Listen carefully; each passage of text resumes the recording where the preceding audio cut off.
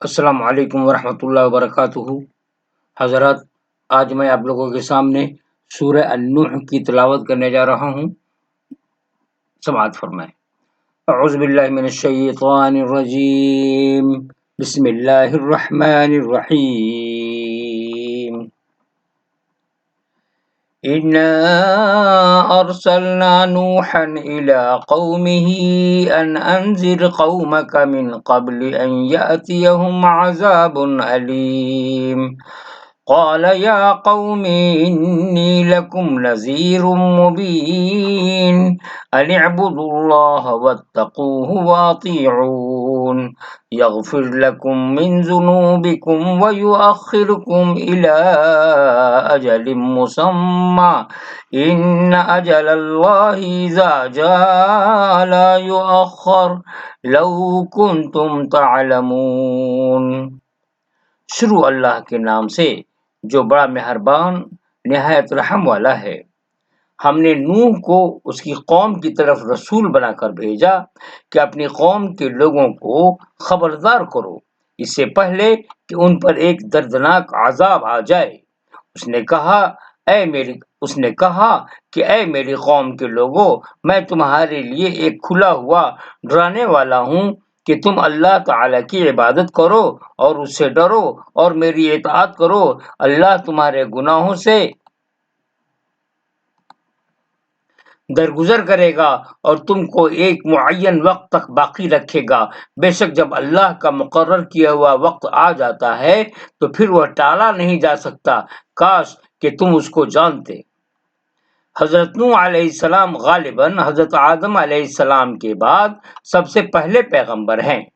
اس وقت کے بگڑے ہوئے انسانوں کو انہوں نے جو پیغام دیا اس کو یہاں 3 لفظ میں بیان کیا گیا ہے: عبادت، تقوی، اطاعت رسول، یعنی غیر اللہ کی پرستش چھوڑ کر ایک اللہ کی پرستش کرنا، دنیا میں اللہ سے ڈر کر زندگی گزارنا اور ہر معاملے میں اللہ کے رسول کو اپنے لیے قابل تقلید نمونہ سمجھنا۔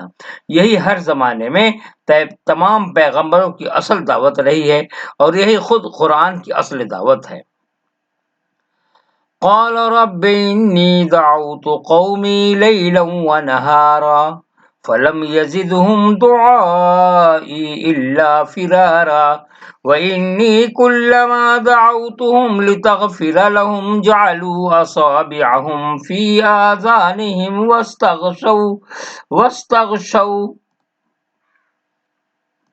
واستغشوا ثيابهم وأصروا واستكبروا استكبارا ثم إني دعوتهم جهارا ثم إني أعلنت لهم وأسررت لهم إسرارا فقلت استغفروا ربكم إنه كان غفارا يرسل السماء عليكم مدرارا ويمددكم بأموال وبنين ويجعل لكم جنات ويجعل لكم أنهارا ما لكم لا ترجون لله وقارا وقد خلقكم أطوارا ألم تروا كيف خلق الله 7 سماوات طباقا وجعل القمر فيهن نورا وجعل الشمس سراجا والله أنبتكم من الأرض نباتا ثم يعيدكم فيها ويخرجكم إخراجا والله جعل لكم الأرض بساطا لتسلكوا منها سبلا فجاجا۔ نوح نے کہا کہ اے میرے رب، میں نے اپنی قوم کو شب و روز پکارا مگر میری پکار نے ان کی دوری ہی میں اضافہ کیا، اور میں نے جب بھی ان کو بلایا کہ تو انہیں معاف کر دے تو انہوں نے اپنی کانوں میں انگلیاں ڈال لیں اور اپنے اوپر اپنے کپڑے لپیٹ لیے اور ضد پر اڑ گئے اور بڑا گھمنڈ کیا۔ پھر میں نے ان کو برملا پکارا، پھر میں نے ان کو کھلی تبلیغ کی اور ان کو چپکے سے سمجھایا۔ میں نے کہا اپنے رب سے معافی مانگو۔ بے شک وہ بڑا معاف کرنے والا ہے، وہ تم پر آسمان سے خوب بارش برسائے گا اور تمہارے مال اور تمہارے اولاد میں ترقی دے گا، اور تمہارے لیے باغ پیدا کرے گا اور تمہارے لیے نہریں جاری کرے گا۔ تم کو کیا ہو گیا ہے کہ تم اللہ کی عظمت کے لیے عظمت کی متوقع نہیں ہو، یعنی امیدوار نہیں ہو، حالانکہ اس نے تم کو طرح طرح سے بنایا۔ کیا تم نے دیکھا نہیں کہ اللہ نے کس طرح 7 آسمان تہ بتہ بنائے اور ان میں چاند کو نور اور سورج کو چراغ بنایا، اور اللہ نے تم کو زمین سے خاص اہتمام سے اگایا، اور پھر وہ تم کو زمین میں واپس لے جائے گا اور پھر اس سے تم کو باہر لے آئے گا، اور اللہ نے تمہارے لیے زمین کو ہموار بنایا تاکہ تم اس کے کھلے راستوں میں چلو۔ حضرت نوح علیہ السلام کی اس تقریر سے واضح ہوتا ہے کہ ان کا انداز دعوت بھی عین وہی تھا جو قرآن میں لوگوں کو دعوت دینے کے لیے اختیار کیا گیا ہے۔ حضرت نوح علیہ السلام نے کائناتی واقعات سے استدلال کرتے ہوئے اپنی دعوت پیش کی۔ انہوں نے اجتماعی خطاب بھی کیا اور انفرادی گفتگویں بھی کی۔ لوگوں کو اصلاح پر لانے کے لیے انہوں نے اپنی ساری کوشش صرف کر ڈالا، مگر قوم آپ کی بات ماننے پر راضی نہ ہوئی۔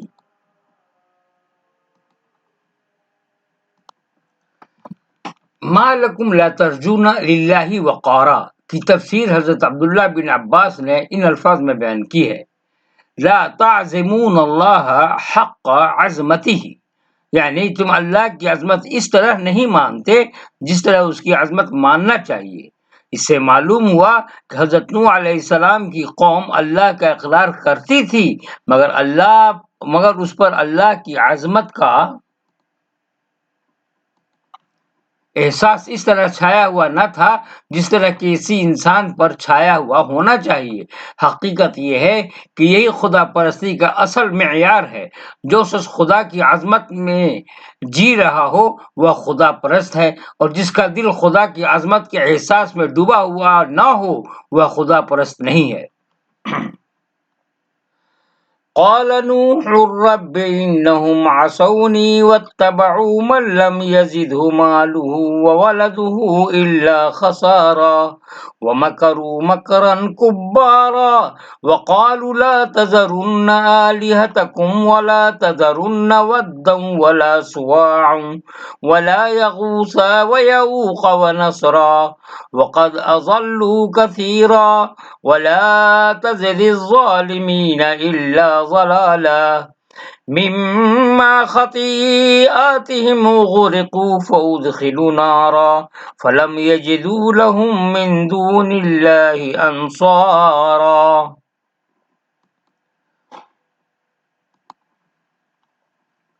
نوح نے کہا: اے میرے رب، انہوں نے میرا کہا نہ مانا اور ایسے آدمیوں کی پیروی کی جن کے مال اور اولاد نے ان کے گھاٹے ہی میں اضافہ کیا، اور انہوں نے بڑی تدبیریں کی، اور انہوں نے کہا کہ تم اپنے معبودوں کو ہرگز نہ چھوڑنا، اور تم ہرگز نہ چھوڑنا ود کو، یعنی ود ایک یہ ہے بت ہے، ود کو اور سوا کو، یہ بھی بت ہے، اور یغوث کو اور نصر کو، اور انہوں نے بہت لوگوں کو بہکا دیا، اور اب تو ان گمراہوں کی گمراہی میں اضافہ ہی کر، اور اب تو ان گمراہوں کی گمراہی میں اضافہ کر۔